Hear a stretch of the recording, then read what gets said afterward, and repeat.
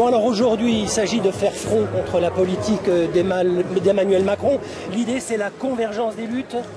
C'est la convergence des luttes, oui, mais on considère, nous, que c'était une étape essentielle, dans la mesure où, quand on y regarde de près, on a un gouvernement aujourd'hui qui a décidé de s'attaquer à ce qui constitue l'ensemble de notre modèle social. L'ensemble des garanties collectives sont menacées. Je pense que le traitement qu'il faut aujourd'hui à la SNCF et aux cheminots est significatif de la volonté de ce gouvernement. C'est faire en sorte qu'aujourd'hui tout ce qui constitue le bien commun devienne très rapidement propriété de ses amis les riches pour qui il travaille depuis le début de son mandat. Donc il y a oui, besoin à la fois agglomérer les colères, mais donner du sens collectif à tout ça. On le répète en permanence, mais on est quand même le pays qui rémunère le mieux les actionnaires, qui rémunère le mieux les patrons. 80 milliards d'euros par an d'évasion fiscale, 200 et quelques milliards par an d'exonération en tout genre. On a le CICE, et ensuite on vient nous expliquer que les services publics sont en déficit, que les caisses sont vides. Mais arrêtons les cadeaux aux patrons et investissons clairement dans le progrès social. Il y a les moyens pour le faire.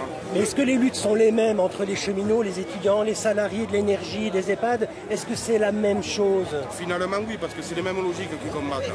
Encore une fois, que ce soit les étudiants, d'abord imposer la sélection à l'université, c'est quand même, dans l'esprit, c'est vraiment particulier.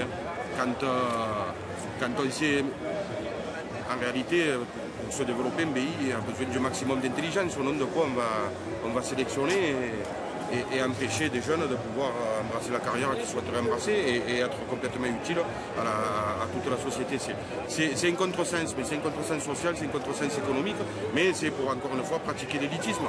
Et s'en prendre à la SNCF, au service public de l'énergie, pour en tout cas ce qu'il en reste, mais à l'ensemble de la fonction publique. On a 120 000 suppressions de postes de fonctionnaires prévues.